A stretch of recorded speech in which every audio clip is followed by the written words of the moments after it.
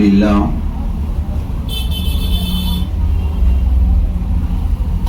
الحمد لله نحمده ونستعينه ونستغفره ونؤمن به ونتوكل عليه ونعوذ بالله من شرور أنفسنا ومن سيئات أعمالنا من يهده الله فلا مضل له ومن يضلله فلا هادي له ونشهد أن لا إله إلا الله وحده لا شريك له ونشهد أن سيدنا وسندنا ونبينا وحبيبنا وشفيعنا ومولانا وملجانا محمد صلى الله عليه وعلى آله وأصحابه وبارك وسلم تسليما كثيرا كثيرا أما بعد فأعوذ بالله من الشيطان الرجيم بسم الله الرحمن الرحيم وما أرسلناك إلا رحمة للعالمين وقال الله سبحانه وتعالى في الكلام المجيد والفرقان الحميد والنجم إذا هوى ما ضل صاحبكم وما غوى وما ينطق عن الهوى إن هو إلا وحي يوحى علمه شديد القوى ذو مرة فاستوى وهو بالأفق الأعلى ثم دنا فتدلى فكان قاب قوسين أو أدنى صدق الله المولانا العظيم وصدق رسوله النبي الأمين المتين الكريم ونحن على ذلك لمن الشاهدين والشاكرين والحمد لله رب العالمين. عزیزان گرامی، قابل احترام حاضرین مجلس، السلام علیکم ورحمۃ اللہ وبرکاتہ. عزیزان گرامی، اللہ جل جلالہ امن والہ کا بے انتہا فضل ہوا، اس کا کرم ہوا کہ رب تعالی شانہ نے ہمیں ایسے محبوب نبی کا امتی بنایا کہ جس کی وجہ سے اللہ پاک نے اس دنیا کے اندر 18,000 مخلوقات کو پیدا فرمایا. رب تعالی شانہ نے 6,000 زمین کے نیچے اور 6,000 زمین کے اوپر 6,000 فضا میں مخلوق کو پیدا فرمایا.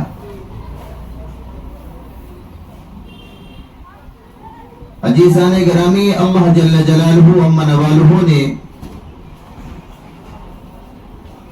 اسی محبوب نبی کے صدقے میں 7 زمین اور 7 آسمانوں کو پیدا فرمایا. اسی محبوب نبی کے صدقے میں اللہ پاک نے 18,000 مخلوقات کو بھی روزی عطا فرماتا ہے. اللہ جل جلالہ ومن والہ نے اسی محبوب نبی کو آدم علیہ السلام سے لے کر کے حضرت عیسیٰ علیہ نبینا علیہ السلام تک جتنے نبی آئے کم و بیش 1,24,000 اللہ پاک نے اپنے پیارے محبوب جناب محمد عربی صلی اللہ علیہ وسلم کو ان کی امامت کا مقام عطا فرمایا. عزیزان گرامی، ہم ایسے نبی کی امت ہے کہ اگر وہ نبی چاند کی طرف اپنے نبوت والے ہاتھ سے انگلی سے اشارہ کر دے تو چاند کے 2 ٹکڑے ہو جائیں.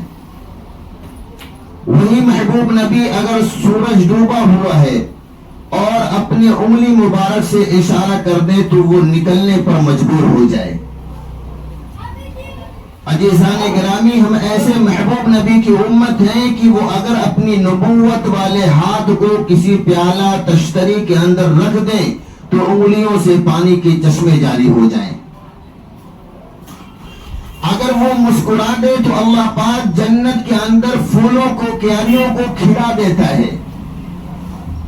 اور اگر وہ غصے میں آ جائیں تو اللہ جل جلالہ و منوالہ جہنم کے شعلے کو بھڑکا دیتا ہے.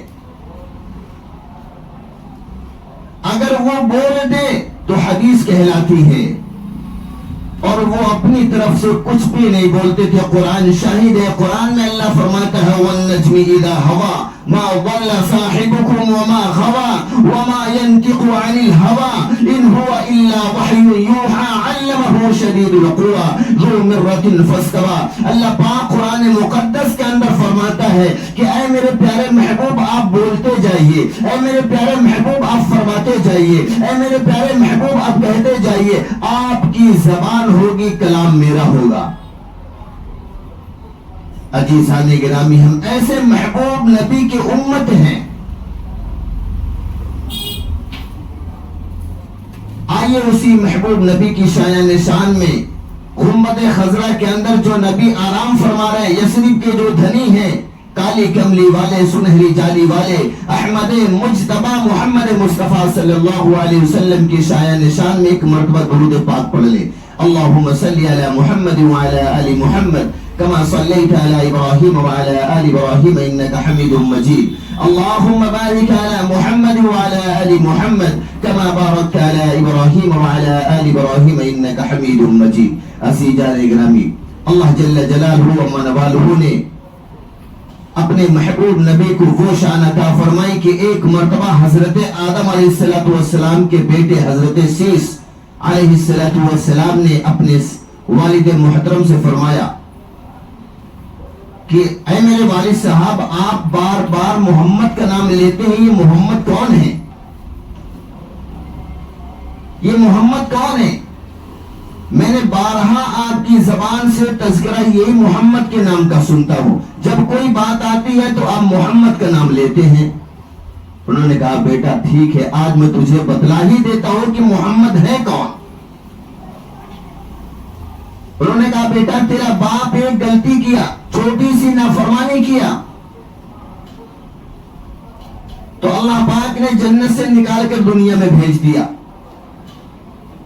اے میرے بیٹے سیس، جب اللہ نے مجھے پیدا فرمایا اس وقت اللہ پاک نے سارے فرشتوں کو جمع فرمایا، اور سارے فرشتے جب جمع ہوئے تو اللہ پاک نے فرمایا کہ میرے نبی کا سجدہ کرو.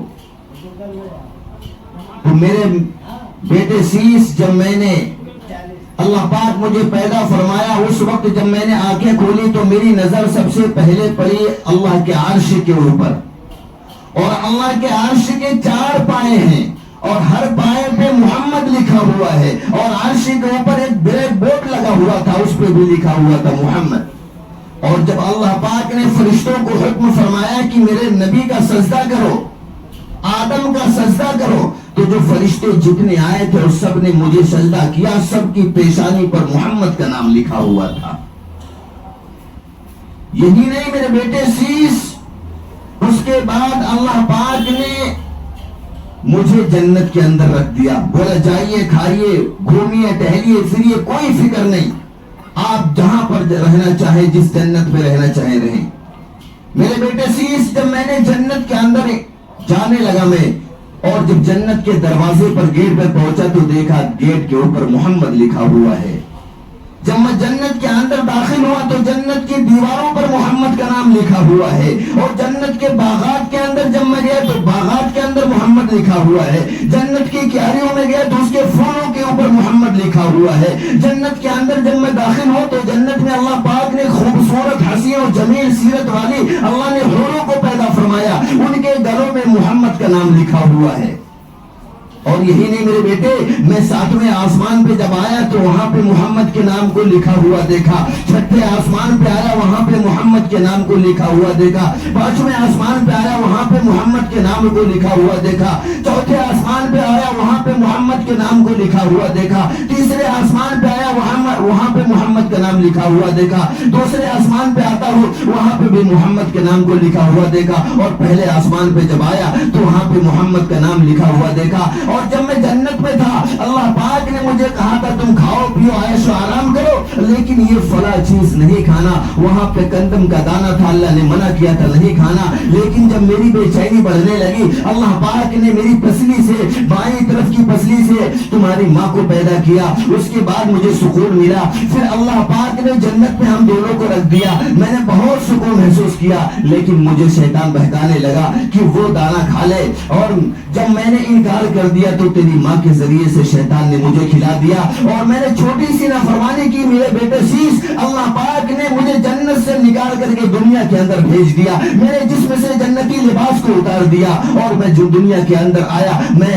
3,000 سال تک میں نے اللہ کے حضور میں رو رو کر گڑ کر دعائیں کی، اور اسی محمد کا جب وسیلہ لے کے دعا کی تو اللہ پاک نے میری دعا فوراً قبول کر لی۔ عزیزان گرامی، حضرت آدم علیہ السلام کہنے لگے بیٹے تیرا باپ ایک چھوٹی سی نافرمانی کیا تھا تو اللہ نے جنت سے نکال دیا، جنت کے کپڑے بدن سے اتار دیے، اور تیری ماں کو بھی مجھ سے کافی دور جدا کر دیا تھا۔ حضرت آدم علیہ نبی علیہ السلام فرمانے لگے کہ یہ تو وہ نبی کی شان ہے، ان کا مقام ہے، ان کو اللہ پاک جو امت عطا فرمائے گا اس کا بھی بہت بڑا مقام ہوگا۔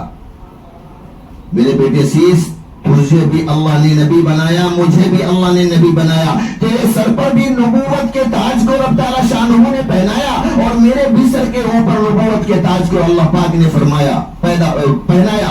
اس کے بعد مجھے جب دنیا میں بھیجا نا، تیرے باپ نے چھوٹی سی غلطی کی تھی، جنت سے نکال دیا اللہ پاک نے، لیکن وہ نبی کی محبوب امت جو ہوگی وہ صبح سے لے کے شام تک غلطیاں کرے گی، اللہ کی نافرمانیاں کرے گی، اللہ سے بغاوت کرے گی، لیکن اللہ پاک کبھی اس کو گھر سے بے گھر نہیں کرے گا۔ میں نبی بھی ہوں، تو بھی نبی ہے میرے بیٹے سیس، میں نے چھوٹی سی نافرمانی کی، اللہ نے مجھے جنت سے نکال کے دنیا میں بھیج دیا، گھر سے بے گھر کر دیا، لیکن وہ محبوب نبی کی امتوں کا مقام یہ ہوگا کہ وہ غلطی پہ غلطی کرے گی، گناہ پہ گناہ کرے گی، صبح سے لے کے شام تک، شام سے لے کے صبح تک نافرمانیاں کرے گی، لیکن کبھی اللہ پاک اپنے محبوب نبی کے صدقے میں اس کو کبھی اس کی امت کو کبھی گھر سے بے گھر نہیں کرے گا۔ تیرا باپ چھوٹی سی غلطی کیا تھا میرے بیٹے سیس، اللہ نے جنتی لباس میرے بدن سے کپڑے کو اتار دیا، لیکن وہ نبی کی جو امت ہوگی اس کا مقام یہ ہوگا کہ وہ صبح سے لے کے شام تک اللہ کی نافرمانی کرے گی، صبح سے لے کے شام تک گناہوں میں ملوث رہے گی، شام سے لے کے صبح تک اللہ کی نافرمانی اللہ سے بغاوت کرے گی، لیکن کبھی اللہ پاک اس کے جسم سے کپڑے کو نہیں اتارے گا۔ تیرے باپ کو تو ننگا کر کے دنیا کے اندر بھیجے دے، لیکن وہ امت کا مقام یہ ہوگا، تو سوچ نبی کا کیا مقام ہے، محمد کا کیا مقام ہے۔ عزیزان گرامی، اللہ جل جلالہ امن والوں نے چھوٹی سی غلطی پر آدم کی پکڑ کر لی۔ آدم علیہ السلام نے فرمایا میرے بیٹے سیس، تیرے باپ نے چھوٹی سی غلطی کی، اللہ نے تیرے ماں کو تیرے باپ سے جدا کر دیا، مجھے سری لنکا کے اندر اتارا اور تیری ماں کو جدہ کے اندر اتارا۔ اللہ پاک فرماتے ہیں کہ میں وہ محبوب نبی کو جو امت دوں گا، وہ غلطی کرے گی، گناہ کرے گی، نافرمانی بھی کرے گی، لیکن کبھی اس کے بیوی بچوں کو اس سے جدا نہیں کروں گا۔ آدم علیہ السلام نے فرمایا میرے بیٹے سیس، تیرے باپ نے چھوٹی سی غلطی کی، اللہ نے کتنا رلایا، اور وہ محبوب نبی کی امت جو ہوگی وہ غلطی کرے گی، 60 سال ہو جائے گا، کبھی اللہ کے سامنے اپنے سر کو نہیں رکھے گی۔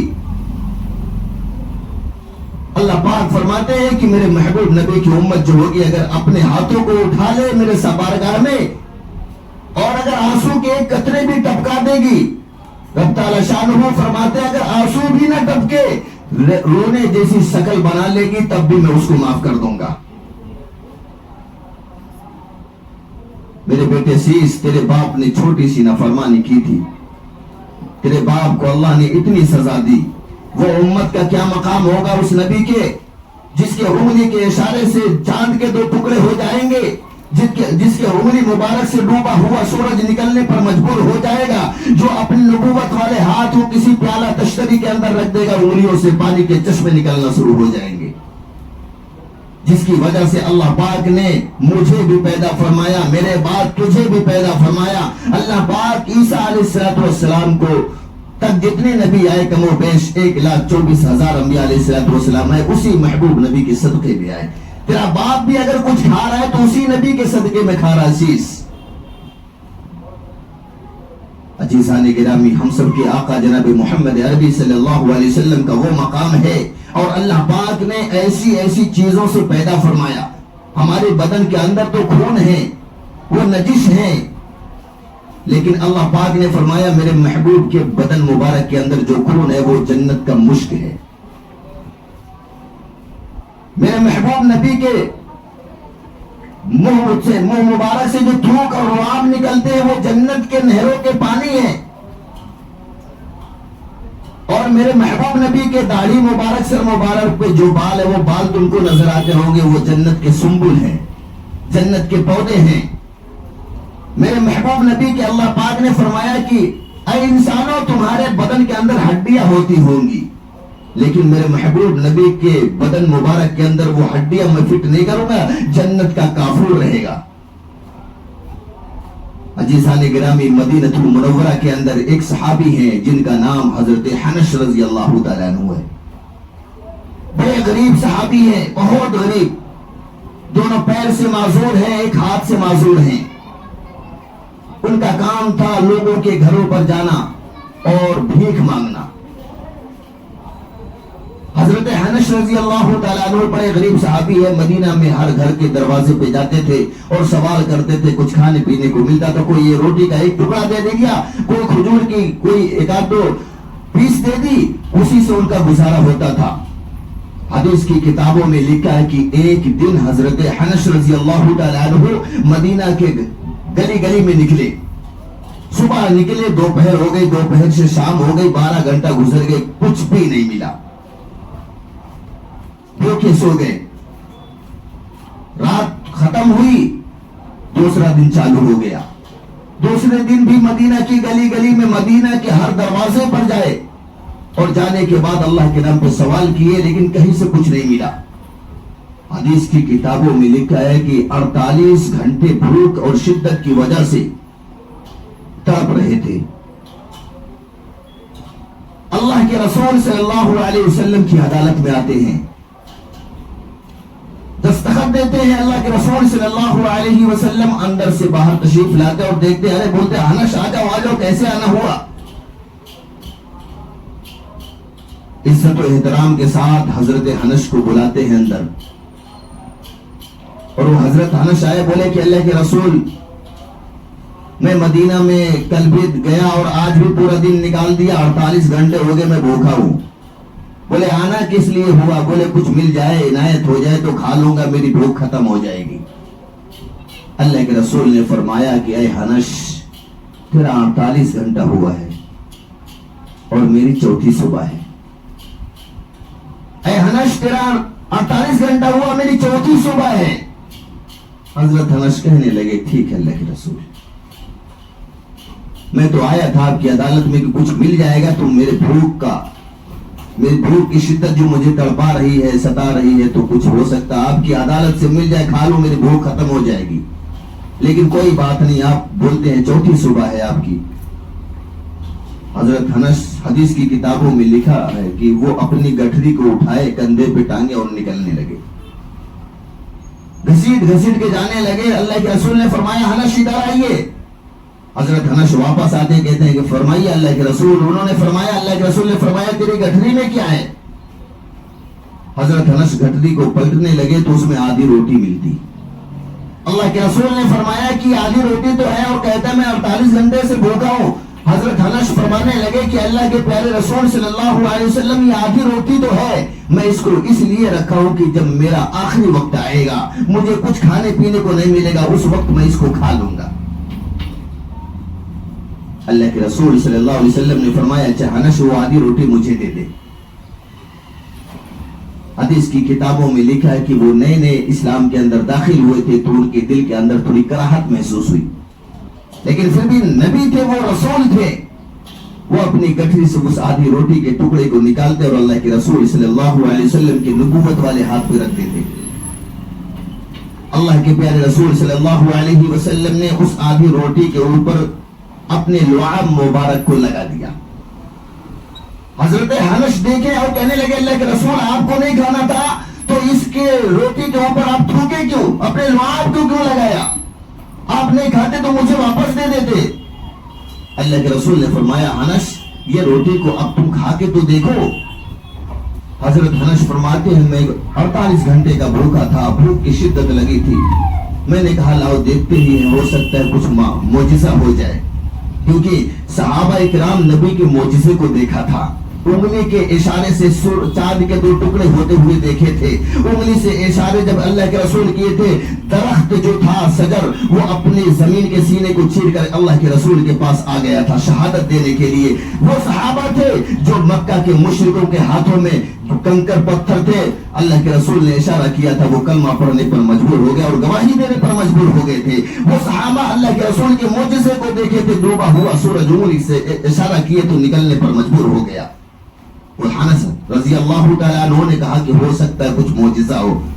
حدیث کی کتابوں میں لکھا ہے کہ حضرت حنس رضی اللہ تعالیٰ عنہ روٹی کے ٹکڑے کو تھوڑا سا منہ میں رکھتے ہیں تو ایک طرف سے دودھ کا اور ایک طرف سے شہد کا مزہ ملنے لگتا ہے۔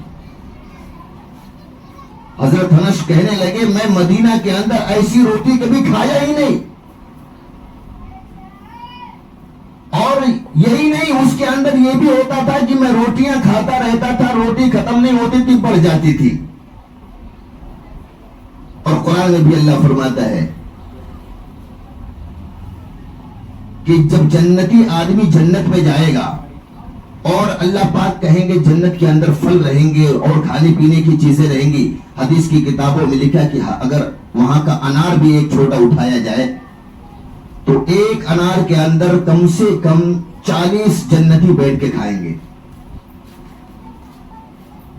تو حدیث کی کتابوں میں لکھا کہ حضرت حنس فرمانے لگے میں روٹیاں تو کھا رہا تھا توڑ کے، مجھے کبھی گوشت کا مزہ ملتا، کبھی شہد کا مزہ ملتا، کبھی دودھ کا، پتہ چلتا تھا یہ دودھ میں ڈبو کے کھایا ہے، یہ شہد کے اندر ڈبو کے میں نے کھایا ہے، اس لقمے کو میں نے سالن کے اندر ڈبو کے کھایا ہے، بہت مزے ملنے لگے۔ میں نے کہا اللہ کے رسول یہ روٹی کی سائز بڑھ رہی ہے۔ اللہ کے رسول نے فرمایا حنس اس روٹی کو لے کے جا، آج کے بعد تجھے مانگنے کی ضرورت نہیں پڑے گی۔ حضرت حنس فرمانے لگے کہ میں وہ آدھی روٹی کے ٹکڑے کو لیا اور پیٹ بھر کے اللہ کے رسول کے صلی اللہ علیہ وسلم کے سامنے کھایا، اس کے بعد اس روٹی کو رکھا اپنے گھر پہ آیا اور دروازے پہ آ کے بیٹھ گیا۔ ایک دن گزر گیا، مدینہ میں مانگنے نہیں گیا، مجھے بھوک جب بھی لگتی جس چیز کا نیت ارادہ کرتا تھا اس کا مزہ اس روٹی میں ملنے لگتا تھا۔ دوسرا دن گزر گیا، مدینہ والے پریشان جو آتے تھے میں دروازے پہ بیٹھا رہتا تھا، بولتے تھے حنس کیا ہوا آج کل تو مانگنے نہیں آتا، میرے گھر پہ سالن رکھا ہوا ہے، دال رکھی ہوئی ہے، جا کے لے کھا لے۔ میں نے کہا نہیں، اب تجھے کھانا ہو تو میرے دروازے پہ آ جا۔ لوگ پریشان ہو گئے کہ حنس کو ہوا کیا ہے۔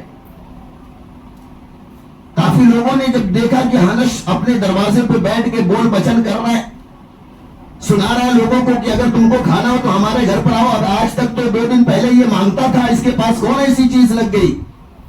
لوگوں نے آیا اور پوچھا حنس کیا ماجرا ہے؟ انہوں نے کہا کہ تم کھاتے ہوں گے دنیاوی غذا، لیکن میں محبوب نبی کے صدقے میں جنت کی غذا کھاتا ہوں۔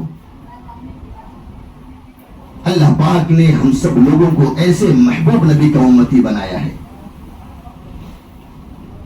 اور وہ نبی ہم کو چلنے کا طریقہ بتلایا، گھر کے اندر رہنے کا طریقہ بتلایا، بازاروں میں چلنے کا طریقہ بتلایا، والدین کے حقوق کیا ہے ہم کو بتلایا، یہاں تک کہ ٹوائلٹ کے اندر جانے کا بھی طریقہ وہ نبی بتلا کے گیا۔ آدم سے لے کے عیسیٰ تک کسی نبی نے مکمل شریعت نہیں بتلائی، لیکن اللہ پاک نے قرآن میں فرما دیا الیوم اکملت لکم دینکم واتممت علیکم نعمتی ورضیت لکم الاسلام دینا، کہ میں نے اپنے محبوب نبی کے پر جا کر کے میں نے شریعت کو مکمل کر دیا جو صبح قیامت تک چلے گی۔ آج ہمارے اندر اللہ کے رسول صلی اللہ علیہ وسلم نے فرمایا بہنوں کے حقوق کیا ہیں، ماں باپ کے حقوق کیا ہیں، لیکن ہم معلوم ہے ہوتے ہوئے بھی بہنیں کو حقوق نہیں دیتے. ہماری بہنوں کی شادیاں ہو جاتی ہے، ان کے حصے نہیں دیتے، بھائی مار لیتے. اس کی بہت سخت اللہ کے رسول صلی اللہ علیہ وسلم نے فرمایا کہ اللہ کے ہاں بہت سخت اس کے اوپر عذاب ہوگا. معمولی کام سمجھتے ہم اس کو. ہم نے شادیاں تو کر دی بہنوں کی، شادی میں تو خرچ کر دیے، اب کیا ہو اس کے حصے کہاں رہ گئے؟ نہیں میرے بھائیوں، جو شریعت ہماری حکم دیتی ہے کہ بہنوں کا بھی حق ہوتا ہے جس طریقے سے بھائیوں کا حق ہوتا ہے. باپ کی وراثت میں بہنوں کا بھی حق ہے. زمین جائیداد ہو، گھر ہو، روپے پیسے، اس کے اندر بھی حق ہے. اللہ کے رسول صلی اللہ علیہ وسلم کی دودھ شریک بہن حضرت حلیمہ رضی اللہ تعالیٰ عنہ کی بیٹی، مدینہ المنورہ کے اندر ان کی شادی ہوئی. اللہ کے رسول نے دائی حلیمہ کا دودھ پیا تھا، اور کچھ دنوں کے بعد جب مدینہ کے اندر اللہ کے رسول بادشاہ بنے، مدینہ کے اندر اسلام کا بول بالا جب ہو گیا، اللہ کے رسول نے صحابہ کو ایک دوسرے کا بھائی تسلیم قرار دے دیا، ایک دوسرے کے حقوق بتلا دیے. تو مدینہ سے دور، کافی دور تھا جہاں پر ان کی شادی ہوئی تھی، اس جگہ پر سوکھا پڑا. لوگ بھوک پیاس کی شدت سے پریشان ہونے لگے، بچے مرنے لگے، بوڑھے بچے مرنے لگے. لوگ دوسرے کے پاس مدد کے لیے جاتے تھے لیکن کوئی مدد نہیں کرتا تھا. حضرت حلیمہ سعدیہ رضی اللہ تعالی عنہا کی بیٹی جو ہے مکہ پہنچتی ہے، بڑے بڑے مالدار تھے وہاں پہ، کسی نے کچھ نہیں دیا. کسی نے بتلایا کہ مدینہ پاک میں چلے جاؤ، وہاں پر تمہارا بھائی ہے جس کا نام محمد ہے، وہ وہاں کا بادشاہ ہے، وہ لوگوں کی بڑی مدد کرتا ہے، اور آپ تو ان کی بہن ہیں، چلے جائیے. انہوں نے کہا اچھا. محمد بن عبداللہ اسلام کے اندر نہیں تھی، کلمہ نہیں پڑھی تھی، لیکن دو شریک بہن تھی. وہ مکہ سے نکلی، 600 کلومیٹر تقریباً پڑتا مکہ سے مدینہ کا سفر. وہاں سے آئی اور حدیث کی کتابوں میں لکھا کہ مدینہ سے باہر بھی پڑاؤ ڈالا. جتنے ان کے ساتھ عورتیں تھیں سب کے سب کو وہاں پہ روک دیا اور کہا کہ میں اکیلا جاؤں گی اپنے بھائی سے ملنے کے لیے. اگر انہوں نے ہماری مدد کی تو پھر ہم چلیں گے ساتھ میں، اور اگر نہیں کیے تو ہم واپس چلے آئیں گے، پھر یہاں سے نکل جائیں گے. وہ جاتی ہیں اور ایک سامنے صحابی ملتے، ان سے کہتے کہ اللہ کے رسول کہاں ہے، محمد کہاں ہے؟ انہوں نے کہا کہ فلاں جگہ پہ بیٹھے ہوئے حجر مبارکہ کے اندر ہیں. وہ کہتی ہیں آپ جائیے ان سے کہہ دیجئے کہ آپ کی بہن آئی ہوئی ہیں جن کا نام سیما ہے. وہ کہتے ہیں کہ وہ اللہ کے رسول نے فرمایا ان کی کوئی بہن نہیں ہے. بولے آپ جا کر کے یہ پہنچا دیجئے پیغام، اگر وہ کہہ دیتے ہیں نہیں ہے تو میں واپس چلی جاؤں گی، ادھر سے کیا جواب آتا ہے. وہ جاتے ہیں اور کہتے ہیں کہ اللہ کے رسول آپ کی کوئی بہن آئی ہے جس کا نام سیما ہے، وہ آپ سے ملاقات کرنا چاہتی ہے، فلاں خیمے کے اندر ہے. اللہ کے رسول صلی اللہ علیہ وسلم کی ذات اقدس پر قربان جائیے، وہ فوراً اپنی جگہ سے اٹھتے ہیں اور اپنی چادر کو اپنے کندھے سے اتارتے ہیں اور باہر نکلتے بولتے ہیں یہ چادر بچھا دو اور میری بہن کو بلاؤ اس چادر کے اوپر چلتی ہوئی آئے. حضرت سیما کہنے لگی نہیں میرے بھائی، میں اس چادر پہ چلنے کے قابل نہیں ہوں. اللہ کے رسول نے فرمایا میری بہن میرا حکم ہے، اس چادر کے اوپر تیرے قدم پڑیں گے، اس کے بعد میری ملاقات ہوگی. حدیث کی کتابوں میں لکھا ہے کہ حضرت سیما رضی اللہ تعالی عنہ جو ہیں وہ چادر مبارک کے اوپر چلتی ہوئی آ رہی ہیں. نبوت والی چادر تھی جس کو قرآن نے کہا یا ایھا المدثر یا ایھا المزمل. اس چادر پہ چڑھ کے آئیں. اللہ کے رسول نے حال احوال پوچھے، انہیں بتلایا کہ ہمارے یہاں بہت سوکھا پڑا ہوا ہے، کوئی مدد نہیں کرتا، ہمارے آدمی دوسری جگہوں پہ مدد کے لیے گئے لیکن کہیں مدد نہیں ملا، اور آج ہم لوگوں نے یہ عہد کیا تھا کہ اب آپ آدمی لوگ کی جماعت نہیں جائے گی، عورتیں جائیں گی. تو آج ہماری ساری وہاں کی بستی کی عورتیں آئی ہوئی ہیں میرے ساتھ. ہم مکے گئے تھے, مکے میں گئے, وہاں پہ بھی کوئی مدد نہیں کیا, لیکن کسی اللہ کے بندے میں بتایا کہ آپ کا بھائی مدینے کا بادشاہ ہے, مدینہ چلے جاؤ, آپ کے بھائی آپ کی مدد کریں گے. عزیزان گرامی, حضرت سعدیہ رضی اللہ تعالی عنہ, حضرت سیما رضی اللہ تعالی عنہ کہنے لگی کہ میرے بھائی میں آپ کے پاس مدد کے لیے آئی ہوں. اللہ کے رسول نے فوراً اعلان فرما دیا کہ جس صحابی کے پاس جو بھی مال ہو, جو بھی چیزیں ہو, نکال کے دے دے, میری بہن آئی ہوئی ہے, اس کی مدد کر دے. حدیث کی کتابوں میں لکھا ہے کئی 100 اونٹوں پہ مال فوراً لگ گیا. اور اللہ کے نبی نے اپنی محبوب اونٹنی کو منگایا جس کو اللہ کے رسول بہت پسند کرتے تھے. انہوں نے کہا کہ اللہ کے رسول نے جب منگایا تو کہے کہ میری بہن یہ اونٹنی میری طرف سے ہدیہ ہے آپ کو.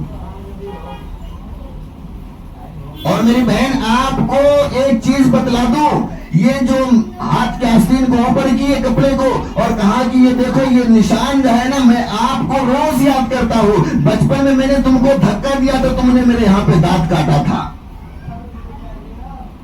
بھائی بہنیں چیخ چیخ کر رونے لگے, بولے میرے بھائی میں بھی آپ کو بہت یاد کرتی تھی, لیکن مجھے پتا نہیں تھا کہ آپ اتنے بڑے بادشاہ ہیں. اللہ کے رسول نے فرمایا, اونٹنی سامنے کی اور ایک پیر کے بل بیٹھ گئے اور بولے کہ میری بہن آپ نہ میرے ایک جان کے اوپر اپنا پیر رکھیں گی, دوسرا میرے ہاتھ پہ رکھیں گی, اس کے بعد آپ اونٹنی پہ بیٹھیں گی. انہوں نے کہا نہیں میرے بھائی, میں کہا تم میرا پیر کیسا کہ وہ آپ کی جان مبارک پر جائے اس کے بعد آپ کے ہاتھ پہ جائے. اللہ کے رسول نے فرمایا میری بہن میرا حکم ہے. وہ مجبور ہو جاتی ہیں اور اپنے ایک پیر کو اللہ کے رسول صلی اللہ علیہ وسلم کے جان پہ رکھتی ہیں, دوسرا ہاتھ پہ رکھتی ہیں, پھر اونٹنی پہ بیٹھتی ہیں. اور اللہ کے رسول نے فرمایا وہ لوگ قبیلے جو بنو سعد کی عورتیں ہیں وہ کدھر ہیں؟ انہوں نے کہا کہ وہ مسجد کے پاس پڑاؤ ڈالا ہوا ہے, وہاں سے مسجد کی دوری تک 6 کلومیٹر تھی. حدیث کی کتابوں میں لکھا اللہ کے رسول نے فرمایا میری بہن تو اونٹنی پہ بیٹھ, آج تیرا بھائی اونٹنی کی نکیل کو پکڑ کر اس قبیلے کی عورتوں تک پہنچے گا. اس کے بعد حضرت سعدیہ کہنے لگی کہ میرے بھائی آپ اپنا کلمہ مجھے پڑھا دیجئے, آپ اپنا کلمہ مجھے پڑھا دیجئے. ایک آواز بلند ہوتی ہے, حدیث کی کتابوں میں لکھا ہے اشہد ان لا الہ الا اللہ و اشہد ان محمدا عبدہ و رسولہ. اس سے پہلے وہ اسلام کے اندر داخل نہیں تھی, لیکن یہ بتلانے کا مطلب یہ ہے کہ اللہ کے رسول صلی اللہ علیہ وسلم نے یہ بتلا دیا کہ اگر غیر بھی ہے اس کے ساتھ ایسا حسن سلوک کرو کہ وہ تمہارے اسلام سے متاثر ہو جائے. آج ہم اپنی سگی بہنوں کا حق نہیں ادا کر پاتے. اللہ کے رسول نے فرمایا میری بہن تو میرے جان پر اپنا پیر اور دوسرے ہاتھ پہ میرا اپنا پیر رکھے گی تاکہ دنیا والوں کو پتا چلے کہ بہنوں کا حق کیا ہوتا ہے. آج یہ نبی جو اللہ کا رسول ہے اس کے ہاتھ میں اونٹنی ہوگی اور اس کی بہن اونٹ پہ بیٹھے گی اور یہاں سے 6 کلومیٹر کی دوری تک پیدل جائے گا اپنی بہن کو اونٹنی پہ بیٹھا کر, تاکہ اس کو دنیا والوں کو پتا چلے, صبح قیامت تک کے آنے والوں کے لوگوں کو پتا چلے کہ بہنوں کا حق کیا ہے. آج اگر ہمارے گھروں کے اندر ہماری بہنیں آتی ہیں تو ہم اس کو حقارت کی نظر سے دیکھتے ہیں. اگر 1-2 دن قیام کر لیں تو اپنے آپ کو ذلت کی نظروں سے ہم دیکھنے لگتے ہیں.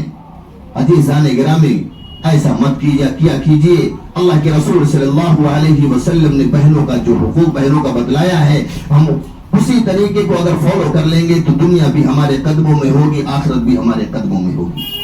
اللہ پاک ہم سب لوگوں کو کہنے سننے سے زیادہ عمل کی توفیق نصیب فرمائے. اللہ پاک اپنی اور اپنے پیارے محبوب جناب محمد عربی صلی اللہ علیہ وسلم سے سچی پکی محبت کرنے والا بنائے. نبی پاک صلی اللہ علیہ وسلم کی ایک ایک سنت پر عمل کرنے والا بنائے. وما علینا الا البلاغ, جن حضرات نے سنت نہ پڑھی اور سنت سے فارغ ہو جائے.